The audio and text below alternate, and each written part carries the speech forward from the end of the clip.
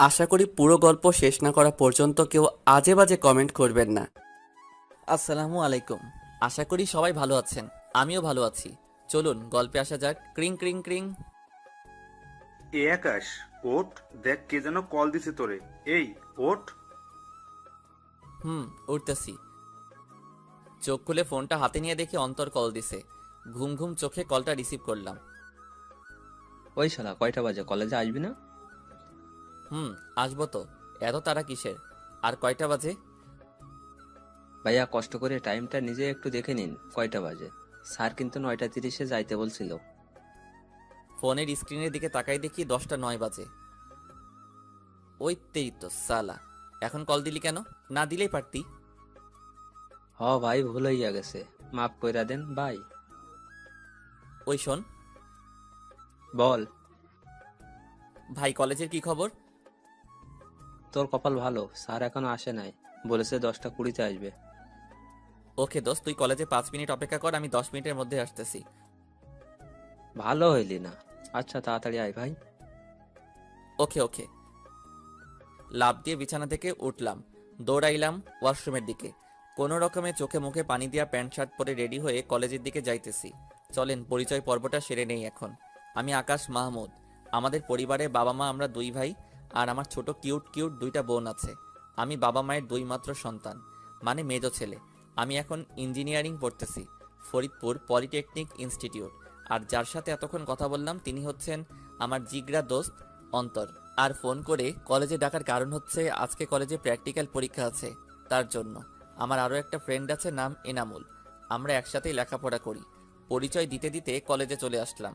ক্লাসের সামনে দাঁড়ায় আছি আর ভাবতেছি, স্যার আজকে যাই বলুক না কেন সব হজম করে নিব। আল্লাহর নাম নিয়ে স্যারকে বললাম, স্যার আসবো? কে তুমি? স্যার আমি আকাশ, চিনতে পারতেছেন না? জি বাবা, আমি আপনাকে খুব ভালো করে চিনতে পারছি। তা বাবা, আপনার আগমনের সময় কোনো সমস্যা হয়নি তো? না স্যার, কিছুই হয় নাই। তোর আসতে এত লেট হলো কেন? বোঝাই যাইতেছে স্যার অনেক রেগে আছেন। আসলে স্যার ম্যাসের একজন বন্ধু খুবই অসুস্থ হয়ে পড়ে, সেই জন্য আমি তাকে ডক্টরের কাছে নিয়ে গেছিলাম। সরি স্যার লেট করে আসার জন্য। আর এমনটা হবে না। আচ্ছা ঠিক আছে, এইবারের মতো মাফ করলাম। যা, খাতা নিয়ে পরীক্ষা শুরু কর।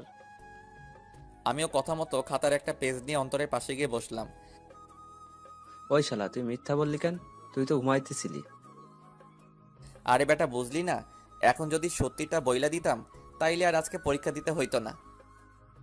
আচ্ছা বাদ দে, এখন 10:40 বাজে, তাড়াতাড়ি শেষ কর, অনেক ক্ষুধা লাগছে। ওকে ওকে। তারপরে পরীক্ষা শেষ করে আমি অন্তর আর এনামুল ক্যান্টিনে গিয়ে পেট ভোজন করে আসলাম। এখন ক্যাম্পাসে বসে আছি। আজকে অনেক আড্ডা দেব, কারণ হচ্ছে আজকে আমাদের সেমিস্টারের লাস্ট পরীক্ষা। তো আড্ডা দিতে দিতে দুপুর 2টা বেজে গেছে। এমন সময় আমার ফোনে বেজে উঠলো আর্টসেলের অনিকেত প্রান্তরের মিউজিক রিংটং। হাতে নিয়ে দেখে আম্মু কল দিছে। কল ধরে, হ্যালো আম্মু। তারপরে আম্মুর কথা শুনে আমি তো পুরাই অবাক হয়ে গেলাম। তার থেকে একটু বেশি খুশি হলাম, কারণ আসসালামু আলাইকুম আম্মু, কেমন আছেন? আমি ভালো আছি বাবা, তুই কেমন আছিস? হ্যাঁ আম্মু, আমিও ভালো আছি। কি করতেছিস? পরীক্ষার কি খবর? আম্মু আজকে পরীক্ষা শেষ হলো, তাই এখন আমি অন্তরা রেনামুল কলেজ ক্যাম্পাসে বসে আড্ডা দিতেছি। ও ভালো।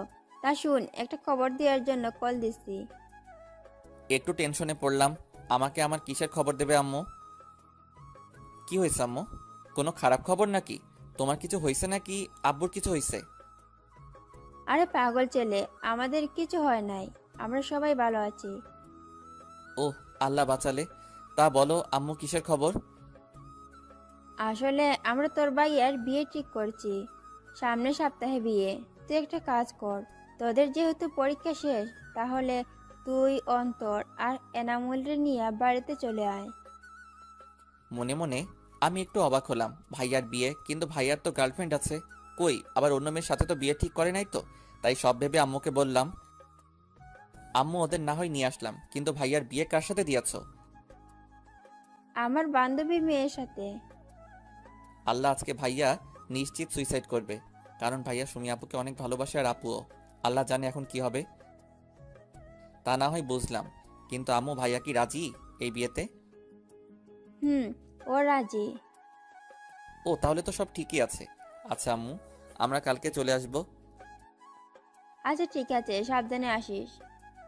আচ্ছা আম্মু, ভালো থাকো। কল কাটার পরে অন্তর আর এনামুল একসাথে বকে উঠল। কিরে, কিসের বিয়ের কথা বললি রে? আরে ভাইয়ার বিয়ের সামনের সপ্তাহে।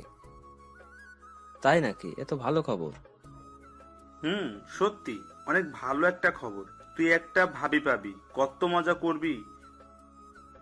জানি না রে, ভাইয়া তো সুমি আপুকে ভালোবাসতো, কি জানি কি হইল। তাহলে ভাইয়া কার সাথে বিয়ে হইতেছে? আম্মুর এক বান্ধবীর মেয়ের সাথে। ও, ওহ। আচ্ছা শোন, আমাদের তো সেমিস্টার শেষ হয়ে গেছে, আর তোদের হাতেও কোনো কাজ নেই। তাহলে চল আমাদের বাসায়, আম্মু যেতে বলছে তোদের। সেটা না হয় বুঝলাম, কিন্তু বাসায় বলতে হবে তো। তুই ঠিকই বলছিস। আরে চাপ নিস না, আমি আছি তো। ঠিকই বলেছিস। আচ্ছা, বাসায় তুই একটু বলে দে, তাহলে আর কিছু বলবে না। তুই বলে দে। আচ্ছা আচ্ছা ঠিক আছে, দে ফোন দে। তারপর ওদের বাসায় রাজি করালাম। এখন তাহলে বাসায় যাওয়া যাক নাকি? আবার সবকিছু তো রেডি করতে হবে। চল চল তাহলে। তাহলে। বাসায় এসে একটু রেস্ট নিয়ে গোসল করে খাওয়া দাওয়া করে ব্যাগ প্যাক করে রাখলাম। সকালেই যেতে হবে। এখন একটু ফেসবুকে ঢোকা যাক। তারপর রাতে খেয়ে ঘুমিয়ে পড়লাম। সকালে ঘুম থেকে উঠে ফ্রেশ হয়ে রেডি হলাম বন্ধুদের বাসার দিকে। তার আগে একটা কল দিয়ে নেই। ক্রিং ক্রিং। কিরে, কি করিস? এই তো রেডি হয়ে তোদের বাসার দিকে যাইতেছি। তোরা রেডি তো? রেডি, একটু বাকি আছে। আচ্ছা আসতেছি, তাড়াতাড়ি রেডি হয়ে নে। এনামুল কি করে? ও রেডি হয়ে বসে আছে। আচ্ছা আসতেছি। তারপরে ওদের নিয়ে বাসে উঠলাম। গন্তব্য আমাদের বাসা। প্রায় 4 ঘন্টা জার্নির পরে বাসায় পৌঁছালাম। বাসার সামনে গিয়ে কলিং বেল বাজাতেই আম্মু এসে দরজা খুলে দিল। কেমন আছিস আব্বু? কেমন শুকিয়ে গেছিস? ঠিকমতো খাওয়া দাওয়া করিস না নাকি? আম্মু, আমি অনেক ভালো আছি। আর আমি মোটেও শুকাই নাই, বরং একটু মোটাই হয়ে গেছি। আচ্ছা আম্মু, তুমি কেমন আছো? আমিও ভালো আছি। আচ্ছা, দরজায় দাঁড়িয়ে কথা বলবি নাকি ভেতরে আসবি?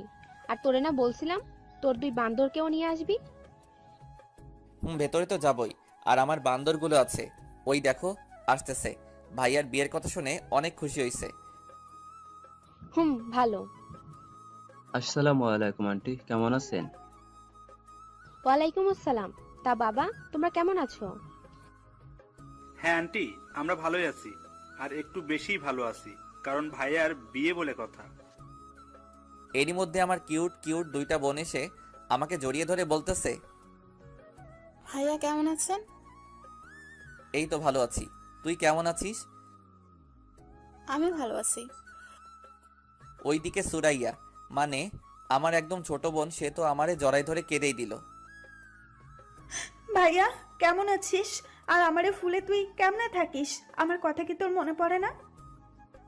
আরে পাগলি, কাঁদছো কেন? আর আমি তো ভালোই আছি, তুমি কেমন আছো? এতক্ষণ ভালো ছিলাম না, এখন ভালো আছি। আচ্ছা চল ভিতরে চল। হ্যাঁ, আচ্ছা আসো, ভিতরে আসো। আমরা ভিতরে আমার রুমে গিয়ে বসলাম। একটু রেস্ট নিয়ে ফ্রেশ হয়ে রুম থেকে বের হইলাম। আম্মু কই গেলা? ক্ষুধা লাগছে তো। এই তো রান্নাঘরে আছি আমি, হয়ে গেছে আমার। তুই ওদের নিয়ে টেবিলে বস, আমি আসতেছি। আচ্ছা। একটু পরে আম্মু খাবার নিয়ে আসলো, আর আমরা একসাথে খেতে বসলাম। আচ্ছা আম্মু, আব্বু কোথায়? ওদের আব্বু তো একটু বিজনেসের কাজে বাইরে গেছে, চলে আসবে 2-3 দিনের মধ্যেই। ও আচ্ছা। তা সুমাইয়া, তোর লেখাপড়া কেমন চলতেছে? এই তো ভাইয়া, ভালোই চলতেছে। ভালো করে পড়িস। আর মাত্র কয়েক মাস বাকি এসএসসির পরীক্ষার। আচ্ছা ভাইয়া। তা সুরাইয়া, আপনার কি খবর বুড়ি? ওই আমারে বুড়ি বলবি না, বলে দিলাম। আর আমার পড়া অনেক ভালো, সুমাইয়ার থেকেও। না রে ভাইয়া, ওর পড়ালেখা একদমই ভালো না। এই বছর একটা ফেল করেছিল। স্যার আমার চেনে, তাই স্যারের বললে পরের ক্লাসে উঠাই দিছি। ভাইয়া মিথ্যা কথা, আমি অনেক ভালো। ও মিথ্যা কথা বলতেছে। আমি মাত্র একটা বিষয় ফেল করছি। আচ্ছা আচ্ছা, কানতে হবে না। আমি তো জানি আমার বুড়িটা অনেক ভালো ছাত্রী। সে মাত্র একটা বিষয় ফেল করেছে, কিছুই হবে না, সামনের বার সে সবগুলাই পাস করবে। এইবার তো 2তে অনেক ভালো করবা, তাই না? ভাইয়া। আচ্ছা। ওই তোরা খা, কথা কম বল। তারপরে খেয়ে আমরা রুমে আসলাম। বিকেলের দিকে আমরা ঘুরতে বের হলাম। আমার কিছু এলাকার বন্ধুর সাথে বসে আড্ডা দিয়ে রাত 10টায় বাসায় আসলাম। তারপরে খাওয়া দাওয়া করে ঘুম দিলাম। এইভাবে 3 দিন পার করলাম। এর মধ্যে ভাইয়ারে কল করে বাসায় নিয়ে আসা হলো। ভাইয়া ঢাকা একটা সফটওয়্যার কোম্পানিতে চাকরি করে। দেখতে দেখতে গায়ে হলুদের দিন চলে আসলো। সন্ধ্যায় ভাইয়ার গায়ে হলুদের সময় একটা মেয়ের দিকে চোখ পড়ল। একটা হলুদ কালারের শাড়ি পরে আমার দিকে আসতেছে। মেয়েরে দেখে ছোট্ট করে একটু ক্রাশ খেলাম। হলুদ শাড়িতে যা লাগছে না, মনে হচ্ছে প্রথম দেখাতেই ভালোবেসে ফেললাম। আমার সামনে এসে সোজা আমার মুখে হলুদ মাখাই দিল। আমিও কম যাই কিসে, আমিও হলুদ নিয়ে ওরে দিলাম মাখিয়ে, আবার আমারে দিল। এবার আমি দিয়ে দৌড় দিলাম। এসে সুমাইয়ার পেছনে দিয়ে যাইতেছিলাম। সুমাইয়া এসে সামনে এসে দাঁড়াইলো। সুমাইয়াও হলুদ মাখিয়ে দিল। তখনই ওই মেয়েটা আমার সামনে চলে আসছে। আর মেয়েটার সামনে আসতেই সুমাইয়া বলল, আরে মিথিলা, তোর এই অবস্থা হলে কি করে? এই যে আপনার ভাইয়ার জন্য। ওহ ভাইয়া, আপনারা তো বলাই হয় নাই। এর নাম মিথিলা, আমার বেস্টু। ও, ইনি তাহলে তোর বেস্টু? জি ভাইয়া। তো ভাইয়া কেমন আছেন? ভালো আছি। তুমি কেমন আছো? আমিও ভালোই আছি। তো ভাইয়া, আপনার বড় ফেয়ার তো হয়ে গেল, আপনার কবে হবে? হবে, সময় হলেই হবে। কি, আপনার এখনো সময় হয় নাই? কই না তো, আমি তো এখনো ছোট আছি, বড় হয়ে নেই, তারপরে করব। হ্যাঁ, সে তো দেখাই যাচ্ছে আপনি কত ছোট। দেখতে দেখতে গায়ে হলুদের পর্ব শেষ হলো। রাত 10টায় আমি, ভাইয়া আর আমার 2 বান্দর মিলে ছাদে গেলাম গল্প করার জন্য। ছাদে চেয়ারে কিছুক্ষণ নীরবতা পালন করলাম। একটু পরে ভাইয়া বলতে শুরু করলো, আকাশ ভাই, আমারে বাঁচা। আমি এই বিয়ে করতেই পারবো না। তুই তো সুমির বিষয়ে জানিস, ওরে ছাড়া আমি বাঁচতেই পারবো না। তুই কিছু একটা কর ভাই। ভাইয়া আমারে বলতেছো কেন? আম্মুকে বলতে পারো নাই কেন? ভয় বলতে পারে নাই। প্লিজ ভাই, তুই কিছু একটা কর, আমারে বাঁচা। আর তুই যদি কিছু না করিস, তাহলে আমি এখন বলতেছি, আমি আজকে রাত্রে সুইসাইড করব। কি বলতেছো ভাইয়া? তুমি কি পাগল হয়ে গেছো? আমি পাগল হয়ে গেছি। সুমিরে ছাড়া আমি আর কাউকেই ভাবতে পারি না। আচ্ছা ঠিক আছে, আমি কিছু একটা করতেছি, তারপরেও পাগলামো করো না। তুমি একটা কাজ করতে পারো ভাইয়া, আজকে রাতেই পালাই যাও, পরে যা হবে সেটা দেখা যাবে। তুই বাঁচালি আমারে ভাই। আজকে রাতে পালাবো, ঠিক আছে, কিন্তু কিভাবে? সেটা আমি কি জানি। এমনিতে তুমি আম্মুর ভয় কিছুই বলতে পারবা না। আর তাছাড়া সুমি আপুকে ছাড়াও তুমি থাকতে পারবা না, তাই যা করার তোমাকেই করতে হবে। আর আমি তোমার কিছু বলতে গেলেই আমি ফেঁসে যাব। ভাই, তার কোনো দরকার নাই, নিজের কাজ নিজেই করো। আচ্ছা দেখি, আর কিছু হেল্প লাগলে বলবানি। প্লিজ ভাই, না করিস না। আচ্ছা, সেটা না হয় ভেবে দেখা যাবে, কিন্তু ভাইয়া তোমাকে একটা কথা বলার ছিল। হ্যাঁ বল। ভাইয়া, তুমি পালাই যাইও না। আম্মুর তোমার উপর অনেক বিশ্বাস। প্লিজ ভাইয়া, সেটা তুমি নষ্ট করো না, তাহলে আম্মু অনেক কষ্ট পাবে। তুই যা বলতেছিস তা সবই সত্যি, কিন্তু এটাও সত্যি যে আমি সুমিকে ছাড়া বাঁচতে পারবো কিনা জানি না, তবে অনেক কষ্ট হবে।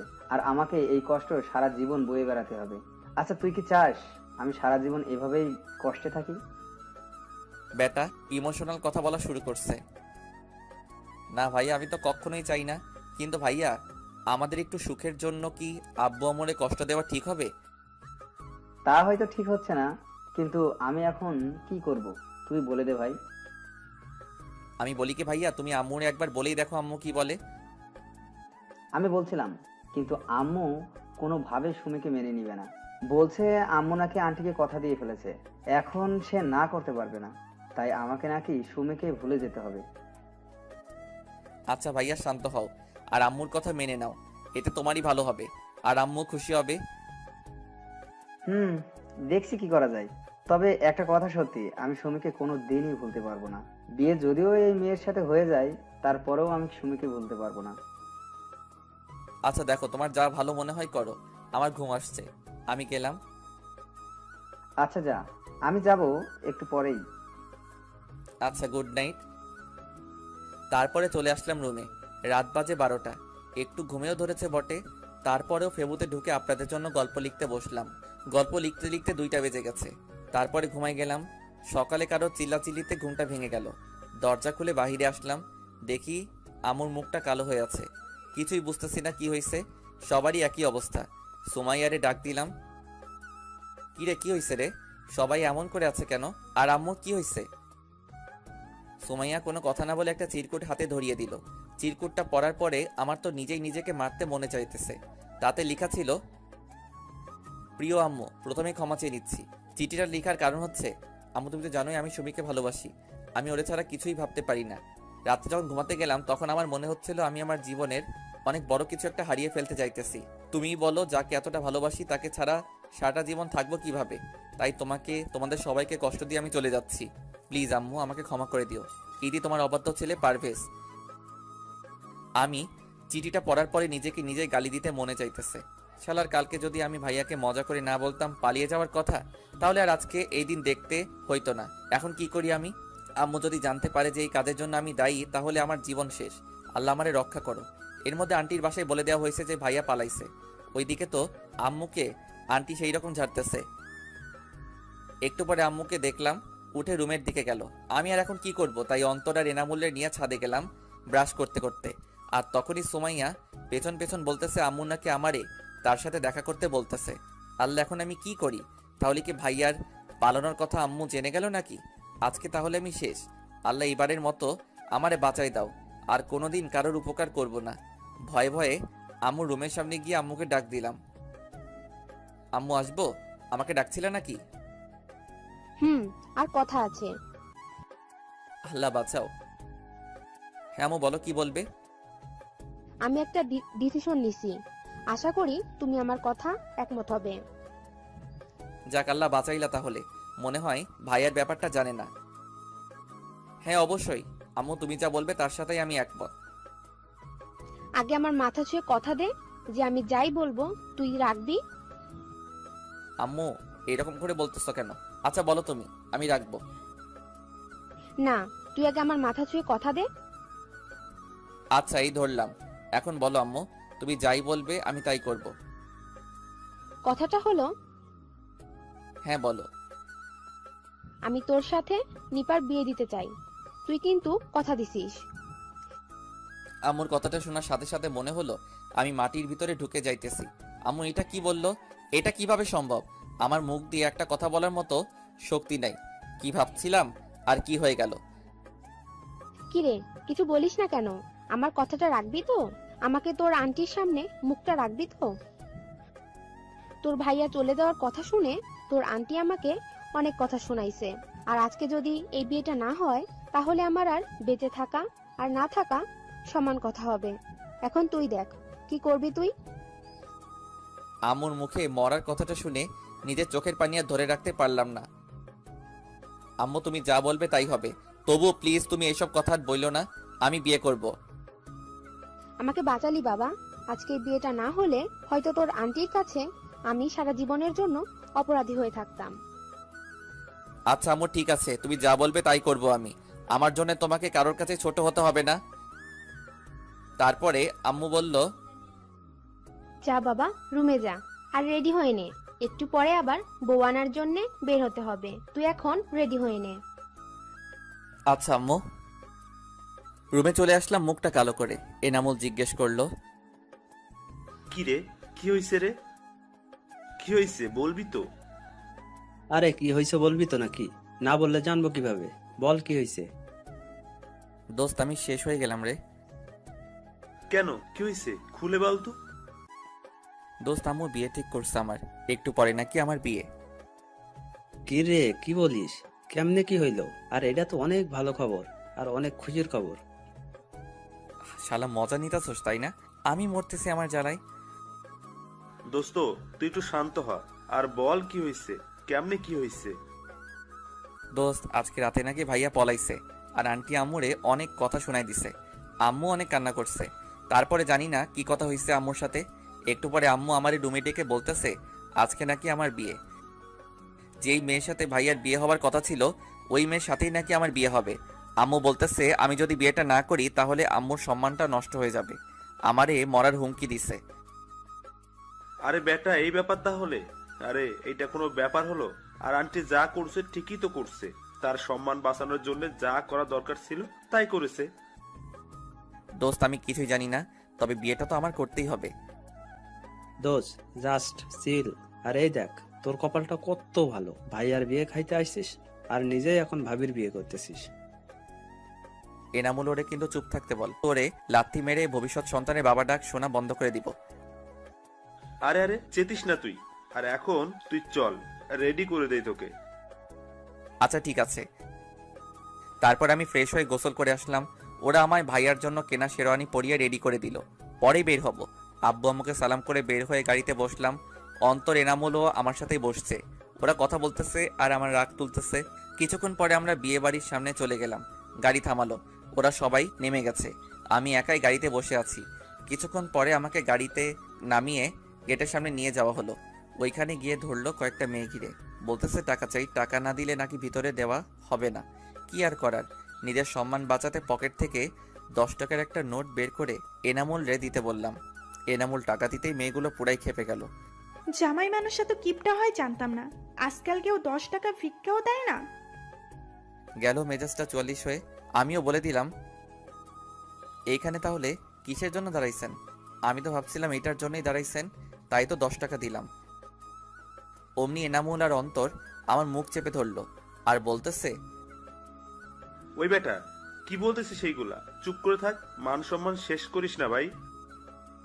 আচ্ছা, আপনারা কত টাকা চান? বেশি না, 10,000 দিলেই হবে। মগের মূল্য পেয়েছেন নাকি? 10,000 টাকায় কয়টা শূন্য হয় জানেন সেটা? ওই মিস্টার, 10,000 টাকার 1 টাকা কম হলেও কিন্তু বউ নিতে দেব না। আচ্ছা, কিছুটা তো কনসিডার করেন। আচ্ছা ঠিক আছে, 9,990 দেন। কি বলতেছে? মাত্র 10 টাকা কমালেন? 10 টাকা তো কেউ ভিক্ষাও দেয় না। তাহলেই বুঝুন 10 টাকা আমাদের কিভাবে দিতে গেলেন। আচ্ছা সরি বলতেছি, এবার কিছু তো কমান। তারপরে অনেক দরদাম করে 5,000-এ ফিক্সড করলো, কিন্তু একটা শর্ত দিছে, সেটা মানতে হবে। আর অন্তত শালায়ও বোকার মতো রাজি হয়ে গেল কিছু না শুনেই। তারপরে বলল, সত্য সেরকম বেশি কিছুই না, জাস্ট একটা গেম হবে। ও এই ব্যাপার? আচ্ছা আগে বলেন তো দেখি, কি গেম? এই যে দেখতেছেন শরবতের গ্লাসগুলো, এখান থেকে 1 গ্লাস শরবত নিয়ে একেবারেই খেতে হবে জামাইয়ের। আমরা খেলে হবে না? না, জামাই প্রথমে আমার সাথে যা, তার জন্য জামাইকে এই গেমটা খেলতে হবে। কি আর করার, গেম তো খেলতেই হবে। তবে এর মধ্যে কিছু সন্দেহের গন্ধ পাচ্ছি। দেখে শুনে ভালো এটা গ্লাস নিলাম আর একদমই খেয়ে নিলাম। একটু পরে বুঝতে পারলাম এটা মরিচের শরবত ছিল। আমার নাক কান দিয়ে গরম বের হইতেছে, চোখটা লাল হয়ে গেছে, কিন্তু কাউকে বুঝতে দিতেছি না। কি জামাই বাবু, কেমন লাগলো শরবতটা? হ্যাঁ খুব ভালো, কিন্তু মিষ্টিটা একটু বেশি হয়ে গেছিল।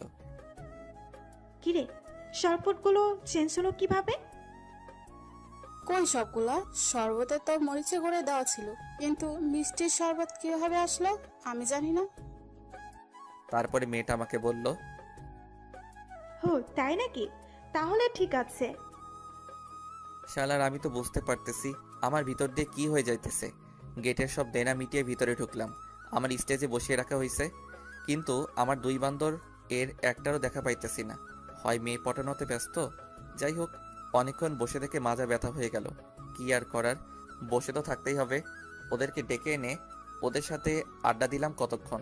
তারপরে কাজী আসলেন আর বিয়ের কাজ সম্পন্ন করলেন। শ্বশুর বাড়িতে বিয়ের সকল ফর্মালিটিস মেনে এখন বিদায় সময় হয়ে গেল। মেয়েরা যে এত কান্না করতে পারে, আমার বিয়ে না করলে হয়তো জানতেই পারতাম না।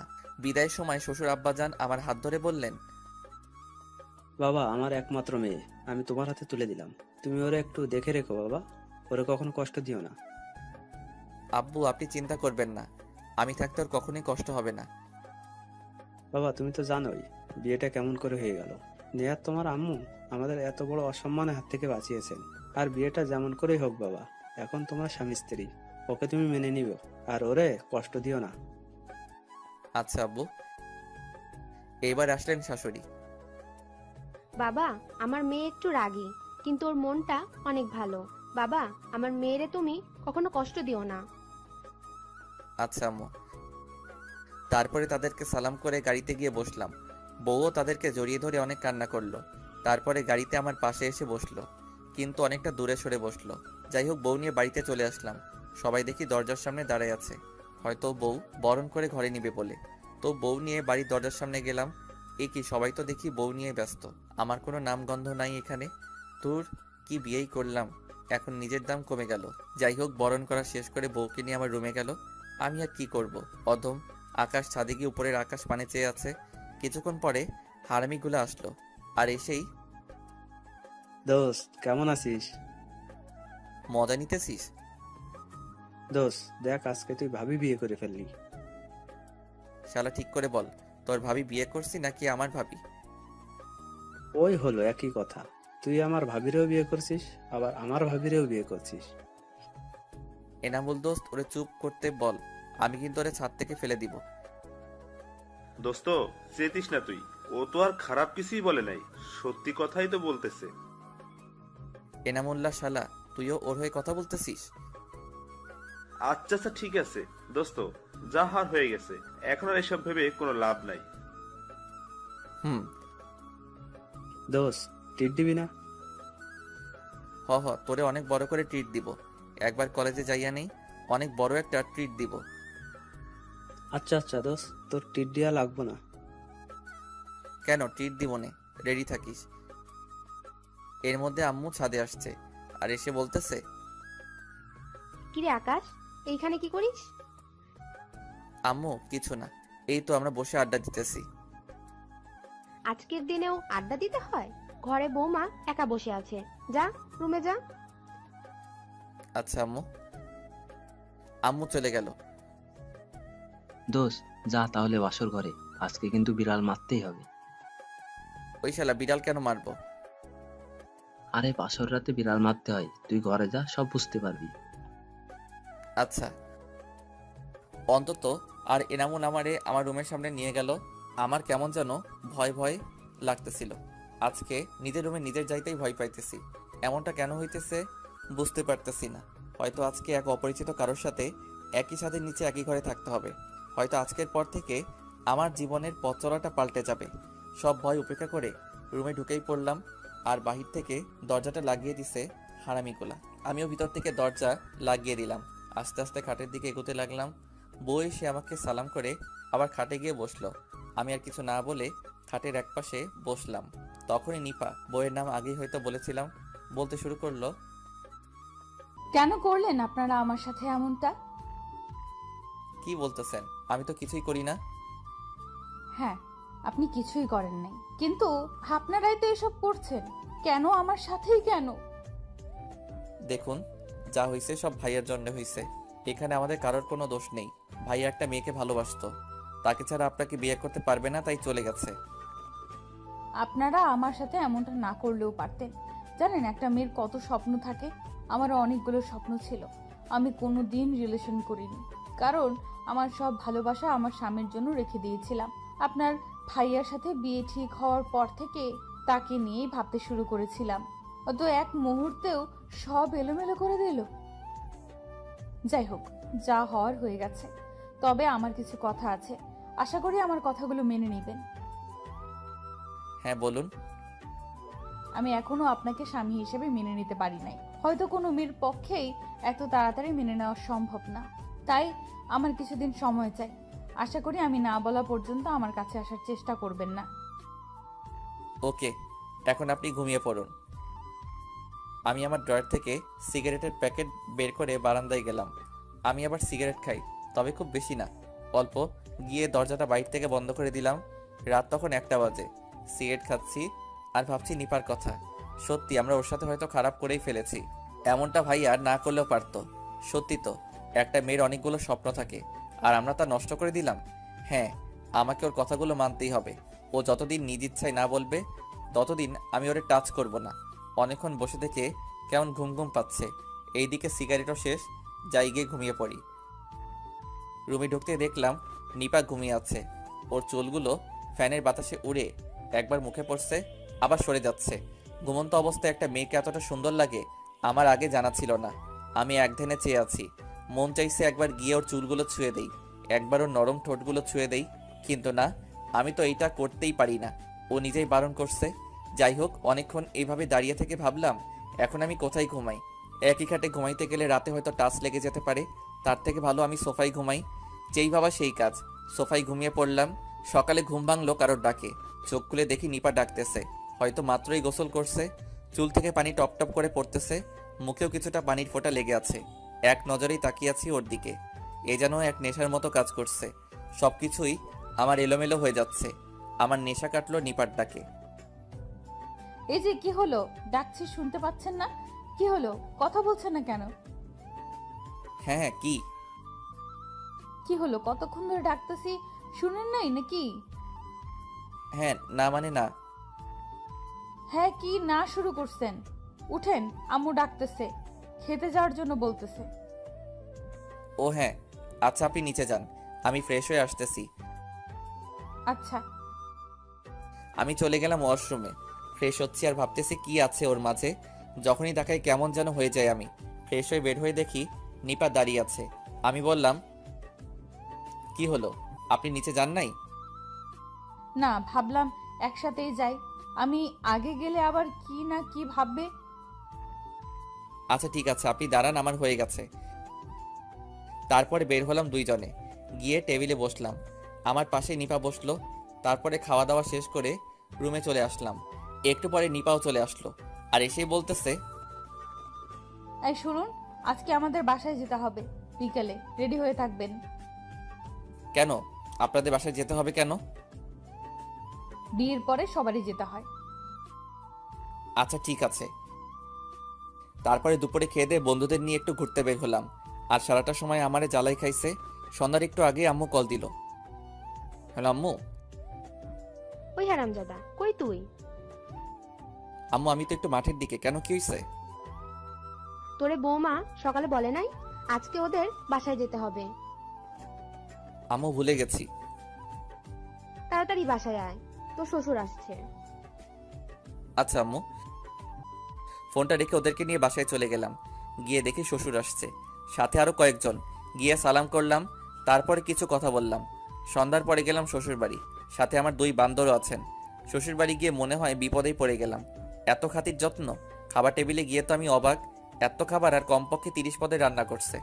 যাই হোক, খাওয়া দাওয়া করে রুমে গেলাম। আমাকে নিপার রুমে থাকতে দেওয়া হয়েছে। বউ বলে কথা, বউয়ের সাথেই তো থাকতে দিবে। রাতে ঘুমাইতে গিয়ে বাঁধলো আরেক সমস্যা, ওর রুমে সোফা নেই। আমি এখন কোথায় ঘুমাবো? কি হলো, ঘুমাবেন না? হ্যাঁ ঘুমাবো তো, কিন্তু আপনার রুমে সোফা নেই, ঘুমাবো কোথায়? থাক, সোফা খুঁজতে হবে না, আপনি খাটেই ঘুমান, সমস্যা নেই। আর নিজে ঠিক থাকলেই সব ঠিক। আচ্ছা।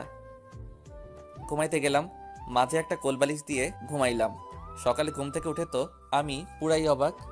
চোখ খুলতে দেখি নিপা আমাকে জড়িয়ে ধরে আছে। ঘুমন্ত অবস্থায় নিপাকে ঘুমপড়ির মতো লাগতেছে।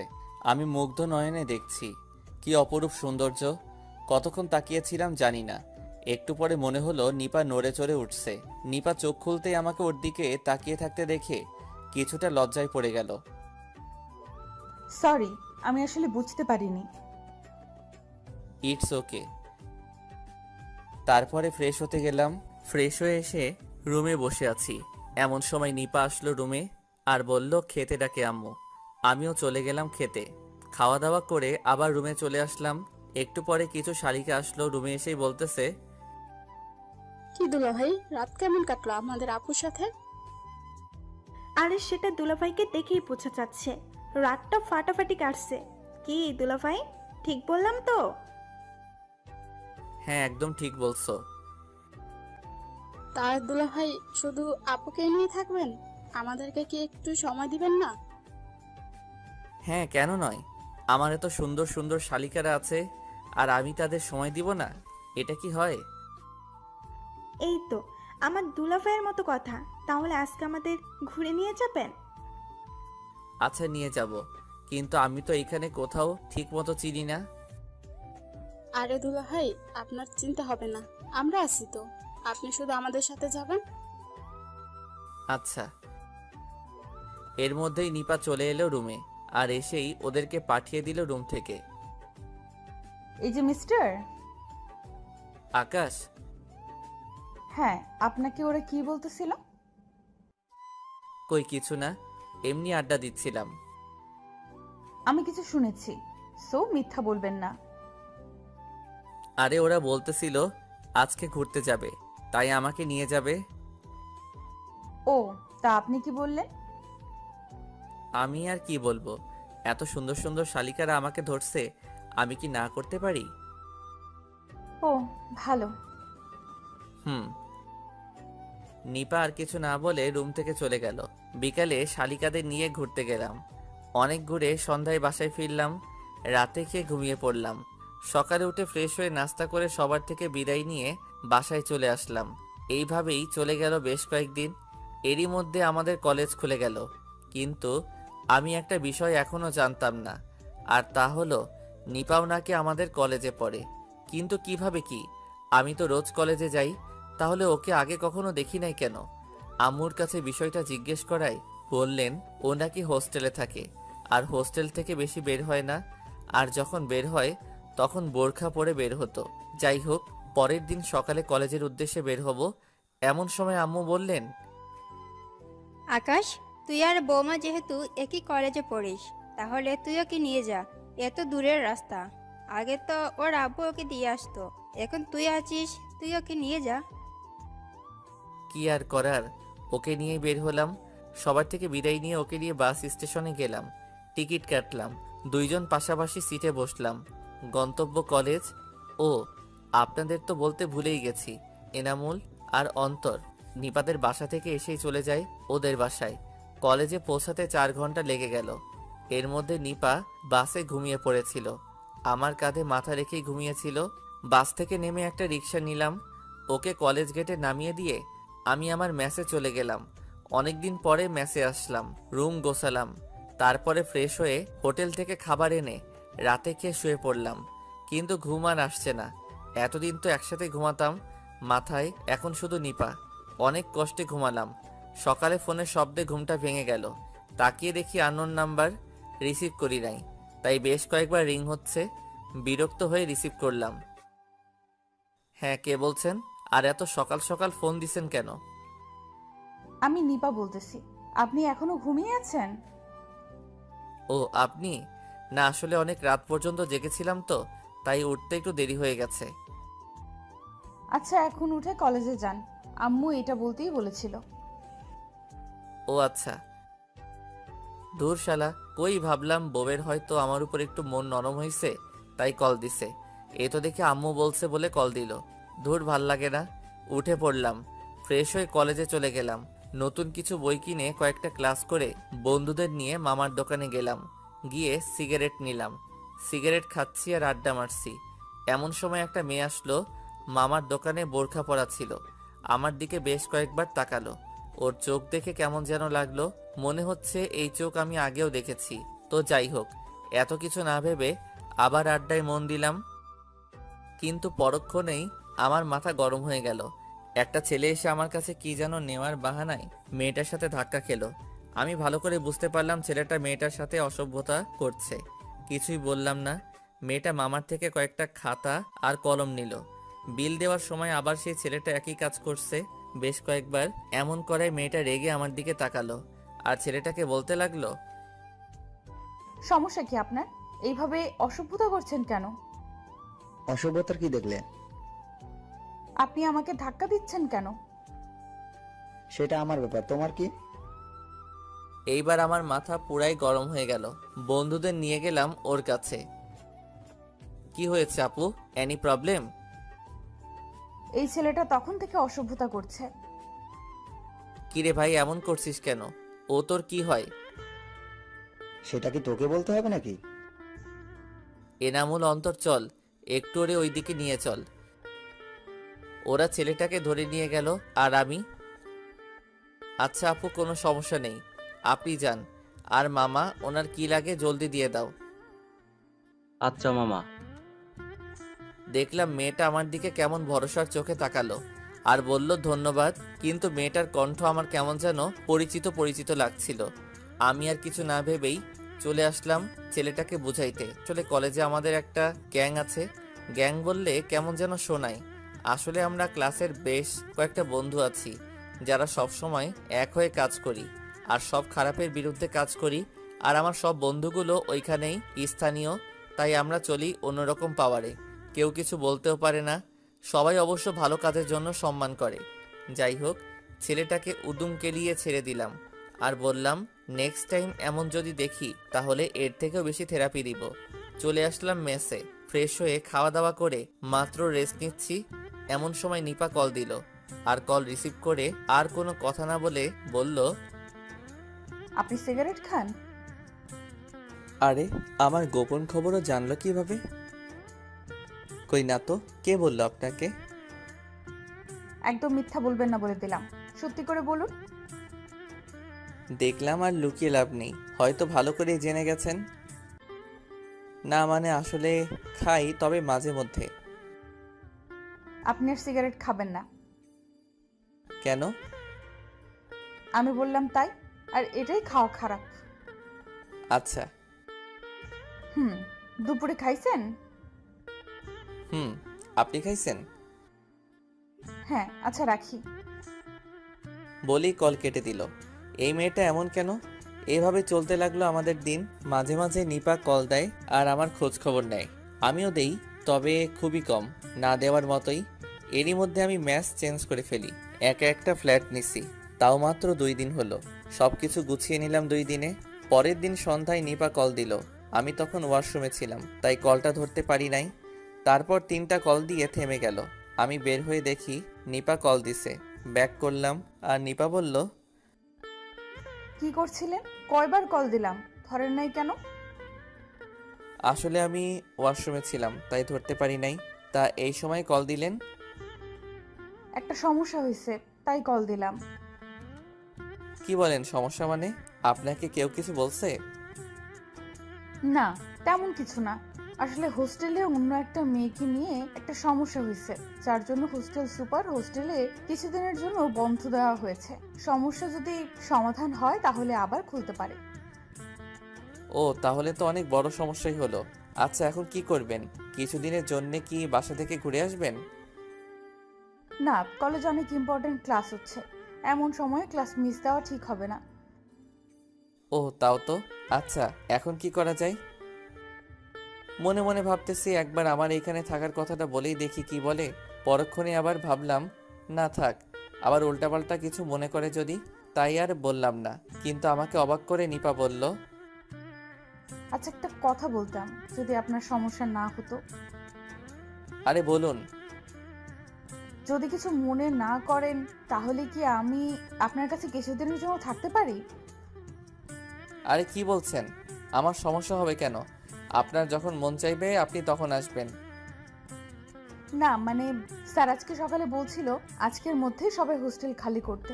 আমিও অন্য জায়গায় ব্যবস্থা করতে চাইছিলাম, কিন্তু পারি নাই, তাই আপনাকে কল করলাম। আপনার যদি সমস্যা না হয় তাহলে আমাকে একটু হোস্টেল থেকে নিয়ে যাবেন। আচ্ছা, আপনি টেনশন নিয়েন না, আপনি 10 মিনিট দাঁড়ান, আমি আসতেছি।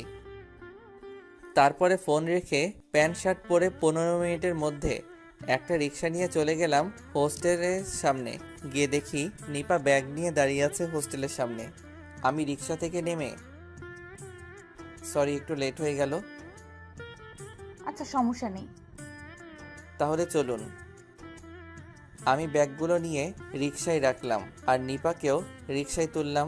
রিক্সায় বসে নিপা বলল, আচ্ছা, আপনার কোনো সমস্যা হবে না তো?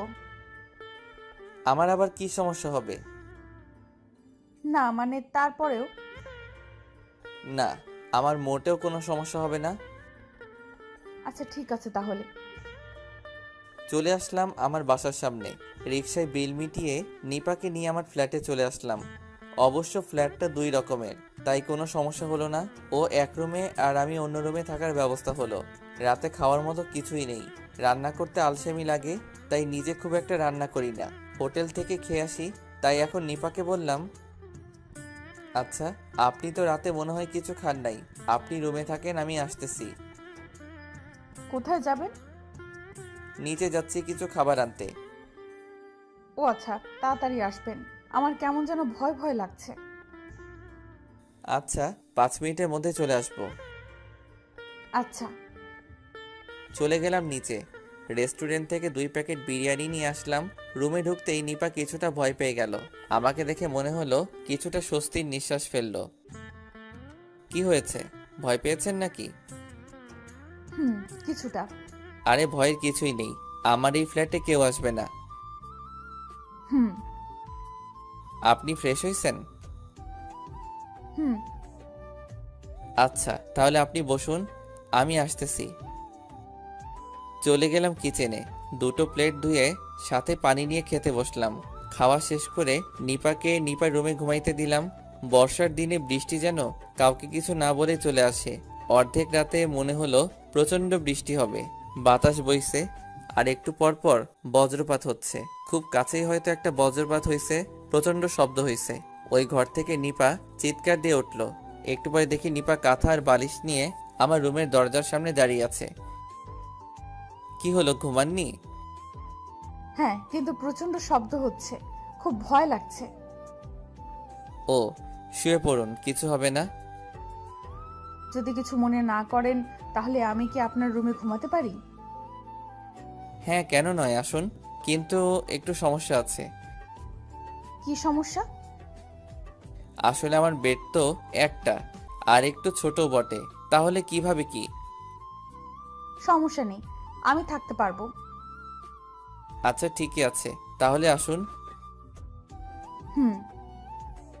নিপা বালিশ নিয়ে আমার পাশে শুয়ে পড়ল। খাটটা একটু ছোট হওয়ায় নিপা আর আমি অনেকটা গা ঘেঁষে শুয়ে পড়লাম। একটু পরে মনে হলো নিপা কাঁপছে। কপালে হাত দিয়ে দেখি অনেক জ্বর। কি করি এখন? তাড়াতাড়ি উঠে পড়লাম আর একটা গ্লাসে পানি আনলাম আর আমার রুমালটা ভিজিয়ে ওর কপালে জলপট্টি দিতে থাকলাম। এতে দেখি ও আরও কাঁপছে, মনে হয় শীত লাগছে। তাই আমার কম্বলটা ওর গায়ে তুলে দিলাম আর জলপট্টি দিতে থাকলাম। তারপরেও দেখি শীতে কাঁপছে। এখন কি করব কিছুই মাথায় আসছে না। আর কিছু না ভেবেই আমিও ওর সাথে কম্বলের নিচে ঢুকলাম আর ওকে শক্ত করে জড়িয়ে ধরলাম। এতে হয়তো কিছুটা ওর শরীরের কাঁপুনি কমেছে। ওকে এইভাবে জড়িয়ে ধরে কখন যে ঘুমিয়ে পড়লাম মনে নেই। সকালে চোখ খুলে দেখি এখনও আমি ওকে জড়িয়ে ধরে আছি আর নিপা আমার আগে জেগে গেছে আর আমার দিকে তাকিয়ে আছে। আমি তাড়াতাড়ি ওকে ছেড়ে দিয়ে একটু দূরে সরে গেলাম আর নিপা হয়তো বাস্তবে ফিরে এসেছে। আমি বললাম, সরি আসলে রাতে। থাক, বলতে হবে না, আমি জানি। ও আচ্ছা, আপনি কিছু মনে করেন নাই তো? আমি কি মনে করব? আপনি আমাকে ধরতেই পারেন। বুঝলাম না। আপনার বুঝতেও হবে না। আচ্ছা আমার বুঝতে হবে না, এখন দেখি তো জ্বর আছে কিনা। এই বলে ওর কপালে হাত দিলাম। না এখন আর জ্বর নেই। কিন্তু ও কি বলল আর আমার বুঝতে হবে না কেন? যাই হোক, তারপর ওকে বললাম, এখন কেমন লাগছে? এখন অনেক ভালো লাগছে।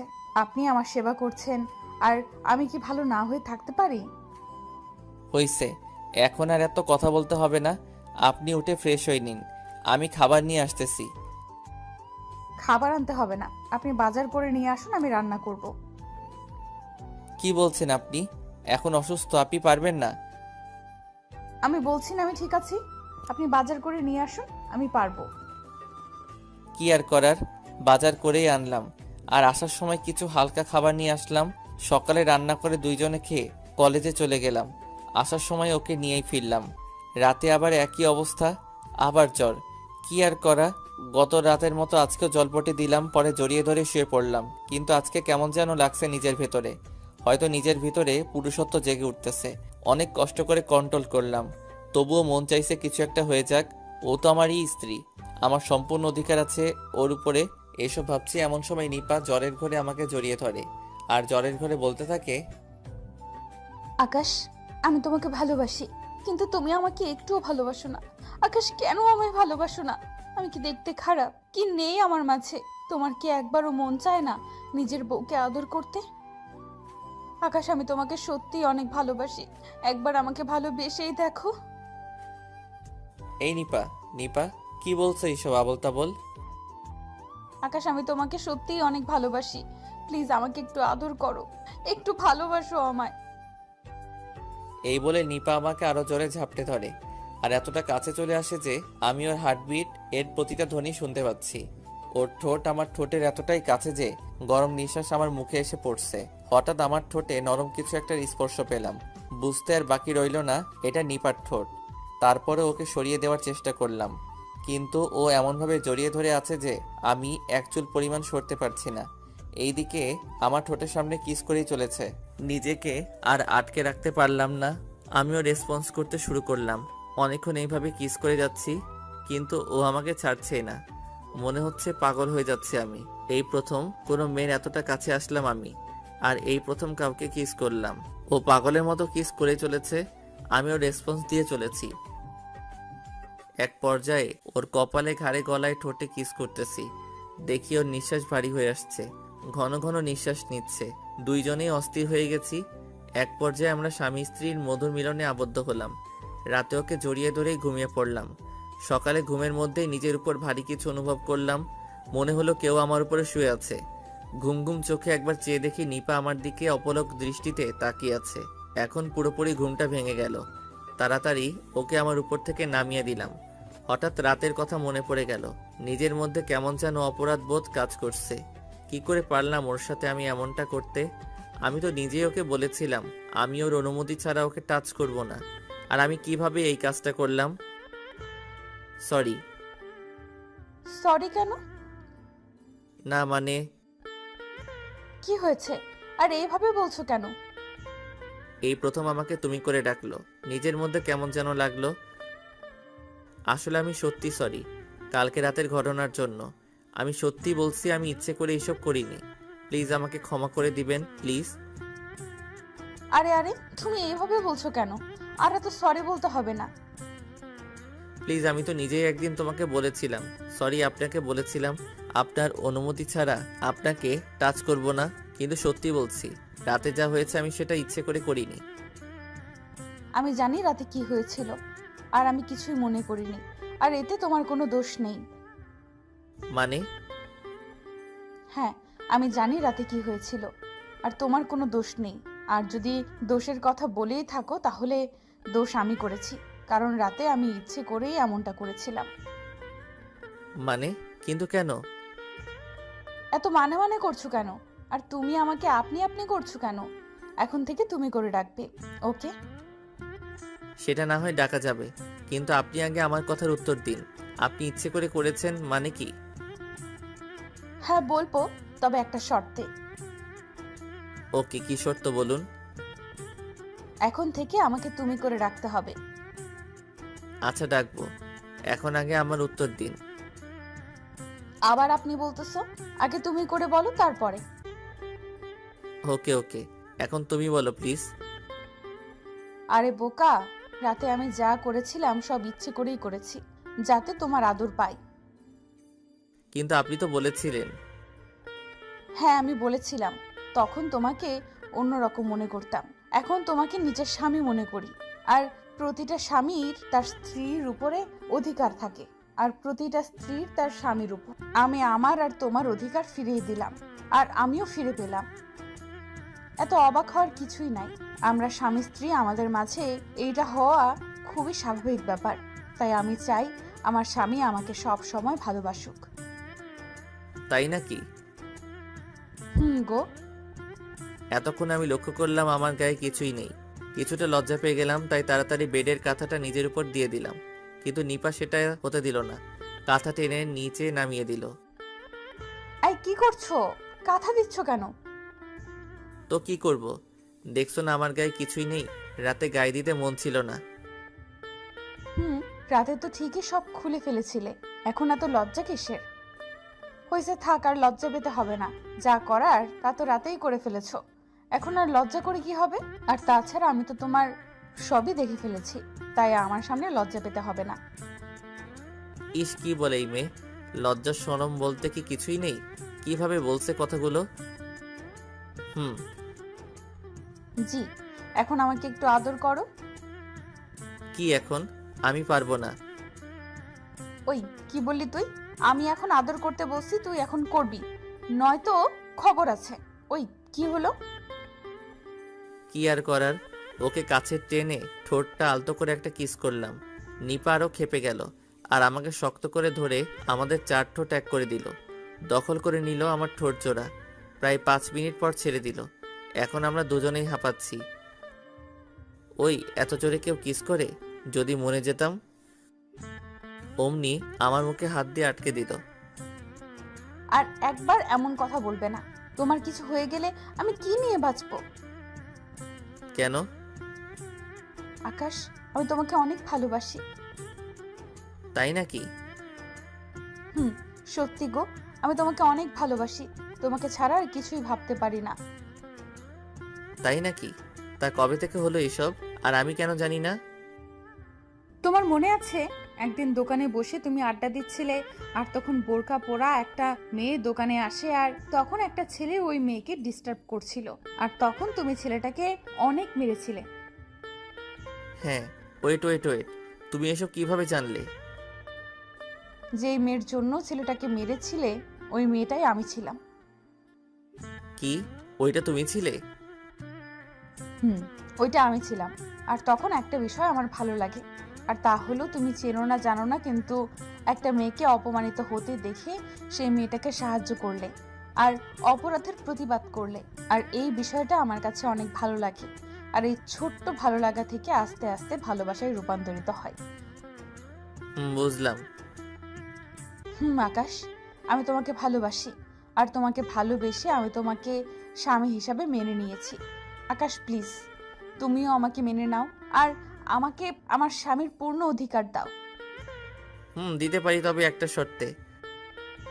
কি শর্ত বলো? আমি তোমার সব শর্ত মেনে নিতে রাজি। আমাকে এখন থেকে অনেক অনেক অনেক ভালোবাসতে হবে, আর এখন এই মুহূর্তে আমাকে আবার একটা কিস করতে হবে। ও, এই ব্যাপার? আমি তো তোমাকে ভালোবাসি। সত্যি বলতে আমি তোমাকে আমার নিজের থেকেও বেশি ভালোবেসে ফেলেছি।